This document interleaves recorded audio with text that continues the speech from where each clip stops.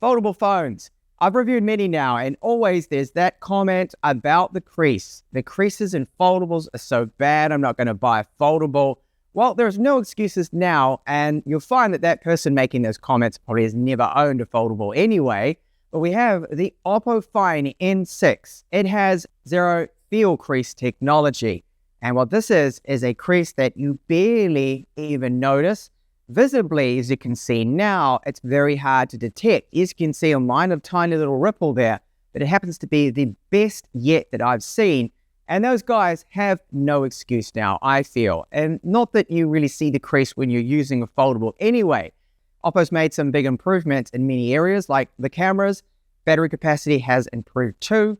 And in my review, I'll be covering those changes and why I think this is the foldable to go for. And I wouldn't even consider a Samsung Galaxy Z Fold.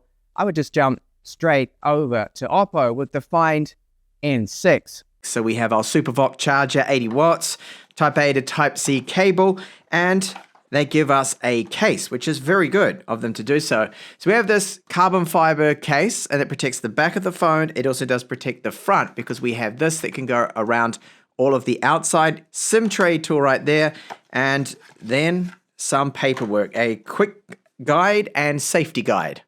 I do have here the Stellar Titanium color. It looks great. So on the spine here, there is no Oppo branding. Thickness when it is folded, this is 8.93 millimeters unfolded. That brings us to then just 4.21. So it is a super slim device. SIM tray takes 2 nano SIMs. We do have eSIM support. You can see loudspeaker here, antenna lines up the top. Loudspeaker, IR transmitter, antenna lines there. And when open, you see it is nice and flat. The camera does stick out, our camera module. And here we have some welcome changes, as I said there in the intro. So the ultra-wide's 50 megapixels, main is 200, 3 times periscopic camera. That is a 50 megapixel sensor there too as well. And the weight of the phone, so 225 grams. We have this frosted glass back, and it looks excellent. Doesn't pick up any fingerprints. Hinge itself just feels so good. So they put a lot of work into this. I won't go over all of it, but they have redesigned that hinge to make sure it's as flat as possible. It's also good for 6,000 plus, and they have tested this opening and closing of it, so it's perfect for folding, and it just has a really good feel to it. So when it's about there, it will snap open slowly, and the inner camera, this is 20 megapixels, and the outer 20 right there, and running ColorOS 16.0.4. No firmware updates yet at the time of this video. So the inner screen size, that is 8.12 inches, OLED LTPO tech, and 412 ppi. So the refresh rate on this is adaptive. So it goes from 1 to 120 hertz, and at 120 hertz, super smooth. For you to see that properly, I would have to be filming this also at 120 frames per second. And you're looking at this on a 4K 120 frames per second TV. But trust me, it is very, very smooth. Optimization is really good. And I'll touch a little bit more on that later on and show you some multitasking, but still just running through the design of it all. The outer screen, so there's our capacitive fingerprint reader too, by the way, on the side. And that works really well, just demonstrate it. So touch there, unlocks, good, nice, fast animation. So this screen is 6.62 inches, the same, it's an OLED here with the LTPO tech, supports Dolby Vision. Now this is up to 1800 nits, the brightness. The inner screen is the same, so you can make it out in direct sunlight. It's not the best, not ideal, but yes, you can still see it, and what I'm showing you now is not doing it justice. Trust me, in person, it's actually a lot brighter, and good to have Dolby Vision with both of these displays because we can film in Dolby Vision 4K 122, which is excellent for a foldable. Type-C port is USB 3.1. It does support video out, and we have that 6,000 milliamp hour battery, the 80 watt SuperVOC charging, and AirVOC, which is their wireless charging, that is 50 watts. They've managed to fit all of that in here and then keep that weight at that 225 grams. So that hinge feels great, and you can barely see that crease. Now, you can, if you angle it at a certain angle, you can see a little tiny bit of a slight mark, but look at this, even reflecting my light here, it is so good. And running my finger over this just very lightly, I see why they call it that zero feel crease, because you basically cannot tell unless you start to push really hard with your finger. Then you'll notice, yes, there's a slight little bit of something there. Now, if I compare that to the next best that I have in terms of foldables, which is the Magic V6, put that alongside it, and you can see they both look quite similar here, but the bezel's a little bit slimmer on the Oppo Find N5. But here, if I put my finger over that, you can definitely feel that crease. And if I angle it in the light, you can definitely see those lines there. You get almost like three like columns along here. You can see the main one in the middle and then either side. Whereas if I do that same test, and let's just get a darker background here. Well, that'll probably do it too. And you angle that in the light. Now, see here the difference between those two. Like, it really is day and night, a huge difference. And I'm trying to make it look as bad as possible here on both of them. Now, there's a lot of people that always comment, as I said through in the intro, they're like, oh, the crease, that's the reason why I don't buy foldables. Those people have never bought a foldable, never will, and they're just trying to justify their decision of not actually getting one. But when you're using a foldable, you don't see that crease. And I'm not just talking about this particular Oppo, I'm talking about even the Samsungs, the Vivo, the Xiaomi foldables. You don't really see that, and it will never actually annoy you when you're using it. It's just one of those things that people love to point out. They've got to find something wrong with a product. They have to continue just to rant on about it, and this is just so good here.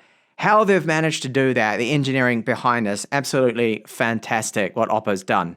Now, it's pretty much like this with everything. You really do need to see it in person. I highly recommend you do so if you can. You just get hold of one in any kind of way and test it out, and then you will see in person that it is simply the best there when it comes to the minimized crease that it does have. So it also has IP56, IP58, and IP59 certified with it, which is very good to have in a foldable. It's the highest yet with any of the Oppo foldables.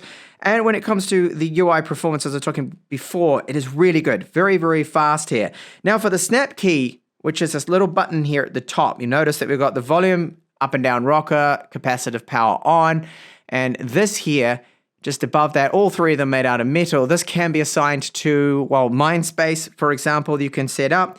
If you go into the settings, which I'll do now, I'll just go and change this here. We'll search to the snap key, and then it will tell you the options. So mind space, that's very good. There's some of the AI stuff that's on board here from Oppo. You can set it up here to be your sound vibration, camera shortcut, torch, and even do nothing if you want. There's a few options. Translate one is very handy too. I've used that in China to set it up with the translation feature, and it's very good for that. So you can set that up and have that as default, however you like, which is great. So I don't want to talk too much about this. We're all Android users, most of us watching these videos, so I won't go on to too much about that. We know about some of those AI features, which I'll bring up because we can actually take a quick little look at that here. If we go into the settings, you see under Oppo AI, there is a lot in here. So they've got the search, the writer, translate, voice scribe, painter, and their service engine and whatnot. Mindspace, also very, very handy to have that one. But that really is for another video to go into all that in detail. It goes without saying, really, that the UI performance has been great. No bugs. I haven't noticed any slowdown whatsoever with it. It's very fast, very fluid. 16 gigabytes of RAM, 512 gigabytes of storage, and Wi-Fi speeds are excellent, as you can see. So I got this through my Wi-Fi 7 router, and that's actually a 10 gigabit connection, which of course I can't get those kind of speeds through wireless no matter what, but it still performed really well and above average compared to other foldables that I have covered in the past. Now, in terms of bloatware, when you first get it, not too much. I mean, I would consider that LinkedIn, a few of these others are bloat, but it's minimal. There's around about 3 or 4 applications. Very good considering other brands tend to pack on sometimes 16 different apps and a lot of bloatware. Battery life, because of the LTPO display that we have on board with this, even though, yes, it's up to 1800 nits, it is bright, it does help with battery savings. We've got the 6,000 milliamp hour battery now, so that's an increase from last year's model from the Find N5, and we are getting improved battery life. Now, I did set it to the 120 hertz, so I forced that, so we are at the maximum performance here, and realistically, around about 10 hours of on-screen time for most people, which is very good for a foldable. because we have the, of course, inner display, which is quite large, the 8.12 inches. And being OLED, it's a really, really nice display that we have. So charging time, unfortunately, it didn't want to record it properly. I don't know why that is, but sometimes it kind of glitches out. And Tutu with this, but you're looking around the 40-minute mark to fully charge that 6,000 milliamp hour battery, under around 40 minutes. And Antutu, very good performance thanks to the Snapdragon 8 Gen 5. So this is a score that I expected around this kind of figure. It's not the highest that you will see. You see sometimes 4 million on the slab style phones, but for a foldable, which is extra thin, this is a good score that we are able to achieve. And the internal storage as well, being UFS 4 storage, really quick and great random access. You can see both of them over the 2000 mark there, and sequential reads and writes. This surpasses PCIe 3.0 drives on most people's laptops, and this will probably be faster, I'd say, than most of the laptops out there that people have. So incredibly quick internal storage. And what about long-term though, the performance? So the Wildlife Extreme stress test here runs for 20 minutes. It's super demanding. It is not realistic, but it is a very good test to see how much will a device throttle. How much of that performance will we lose when, say, gaming, for example, which is the main thing, because it is 3D. And you can see we're halving that performance after the 20 minutes. That is the lowest point there. So the stability has gone to 51.3%. For a foldable, they are more or less, most of them, like this. Now, Oppo, they decided and have chosen, I've seen this before on their other devices, for example, the Find X9 Pro, there's a review of that in the channel. They do the same kind of thing. They will throttle their devices very early compared to other brands. So the maximum temperatures were only 35 degrees Celsius. So that is an excellent result. It's not getting that hot at all. In fact, it's just warm. I can confirm in gaming, it is the same. But what this translates into is we're not getting the performance out of that Snapdragon 8 Gen 5, as much gaming at least.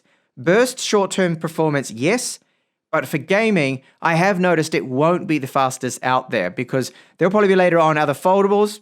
Xiaomi's a good one for doing this. They will push those thermals up to 48 degrees, 47 degrees, another 10 degrees more. Yes, the device gets a lot hotter, but you will find you have overall a better average frame rate out of the same chipset. I'm not saying what Oppo is doing here is wrong. I do quite like this myself because it's not going to get hot. Thermals are always very good with this phone because they throttle it so early. How are the speakers then too? On a foldable like this, they're either side. They sound pretty good on our Find N6, and you don't always need to have them at the bottom. You don't block them, because when I game, I don't tend to have the camera module at the top. I will keep it at the bottom, and that way I have the speakers unblocked either side firing out, and it's not going to be a problem. So they sound good. I'll give you a very quick sample right here of this non-copyright music track, just so you can get a sample, but they're good for a foldable.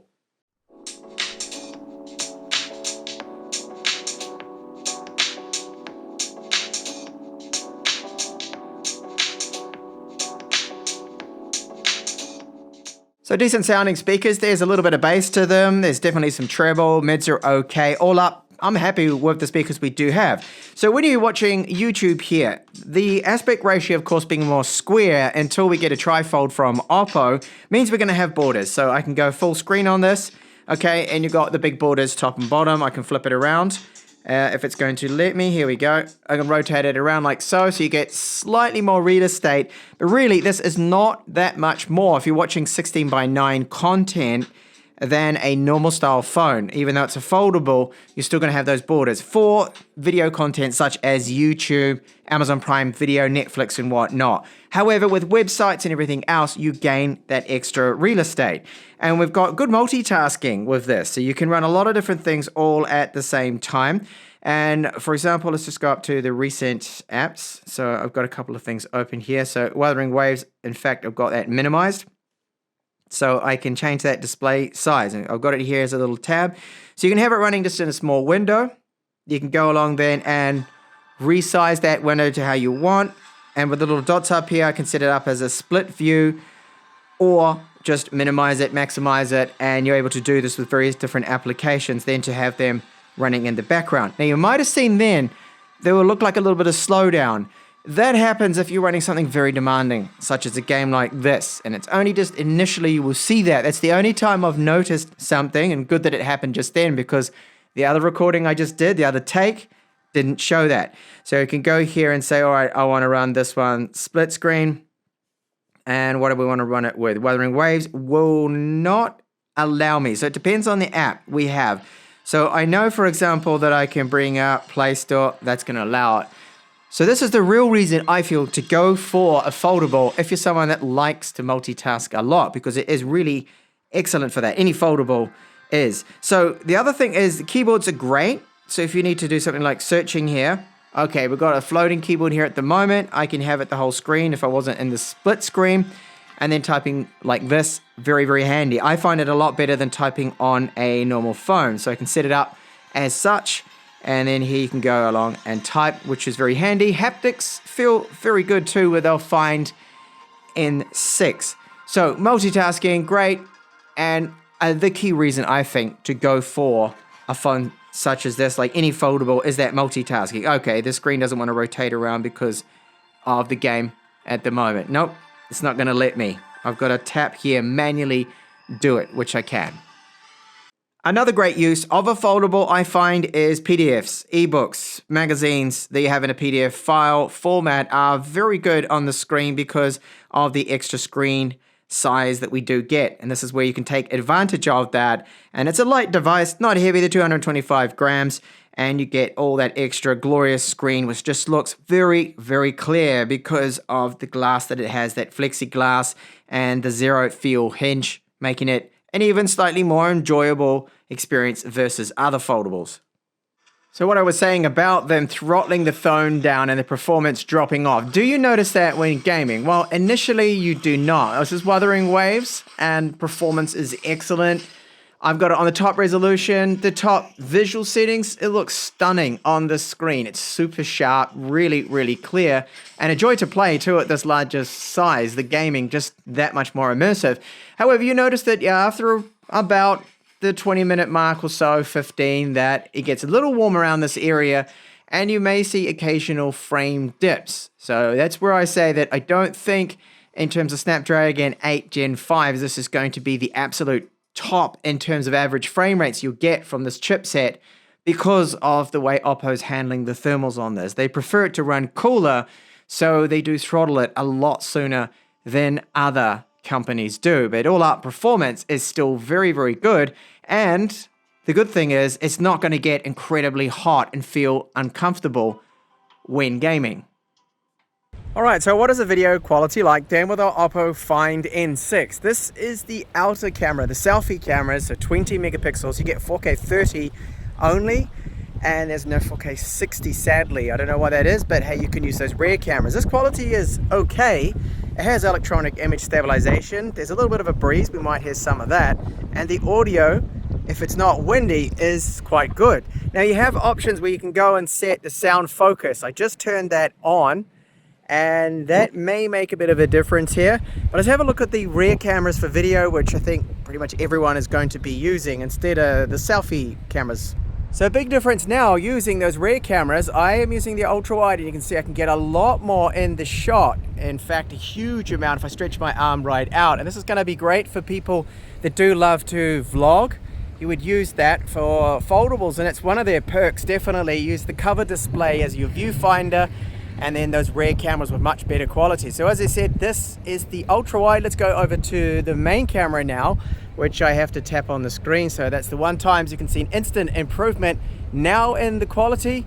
Looks very good. And I can also do this too. I can go then over to our 3x periscopic zoom camera. This is using optical and electronic image stabilization. So that's 3x. Take it up to then 6x zoom. So very good, they're able to do all of this and use those rear cameras.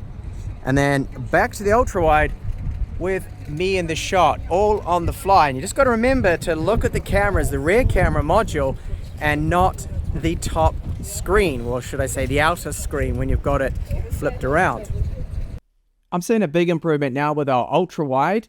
They've improved this because it's a better sensor, and the optics is a lot better too with the new Find N6. If you take a lot of ultra wides, you're going to be really pleased with the improvement. I certainly am. I criticized that camera last year. And macro mode looks very good. This at 70 millimeters, so this is 3 times optics using the periscopic 50 megapixel camera. We get a lot of details there. The colors are very good, and I like what they're doing with the Hasselblad optimization.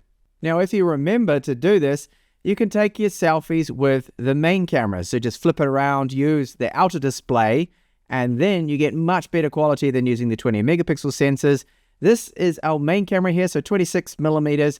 And you're able to get really nice selfies with plenty of details and good background blur. You can use the ultra wide, 15 millimeters, to also take a different kind of selfie shot that almost looks like you didn't even take it yourself because it's so wide and fits a lot in. It's like you gave the phone to someone to take the photo for you. So for people that like to vlog, take selfies, you've got a very versatile set of cameras on the rear. Good results and just all-around big improvements with the cameras. And even I've noticed with bright colors like these pink flowers that they've done a good job. There's a little bit of clipping with those colors, but I think they've balanced things out here, not being way too oversaturated. And in person, these are super bright flowers.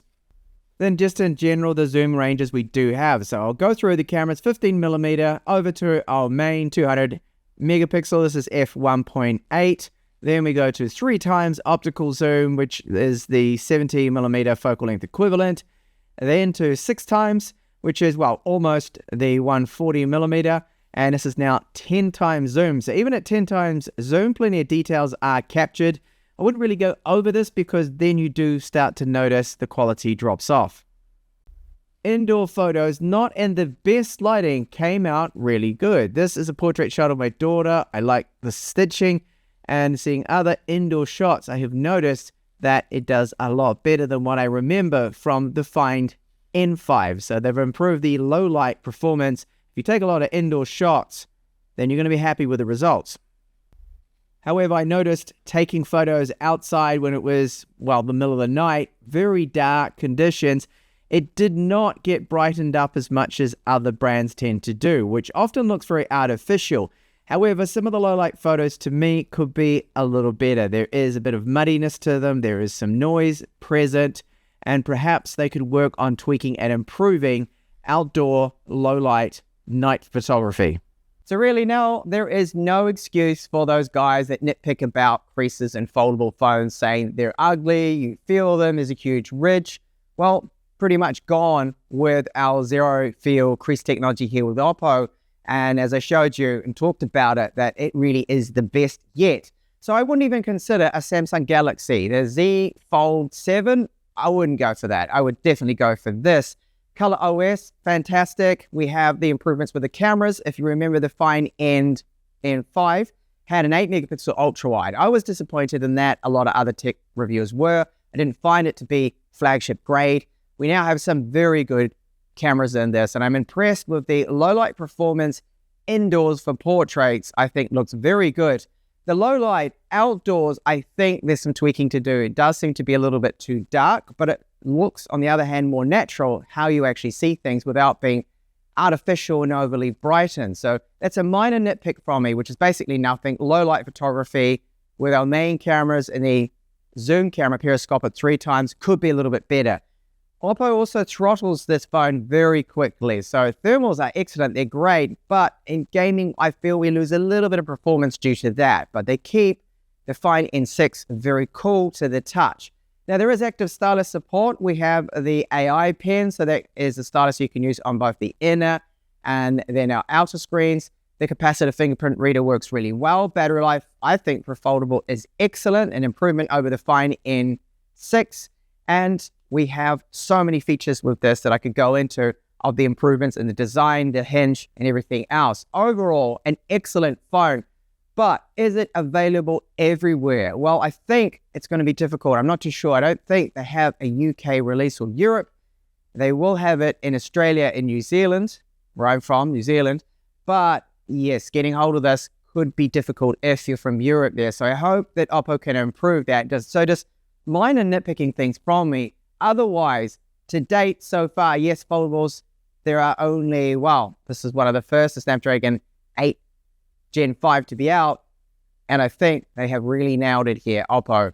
If you're after a foldable and you hate creases and you want simply the best that's currently available, this is the model to get, the Find N6. Thank you so much for watching.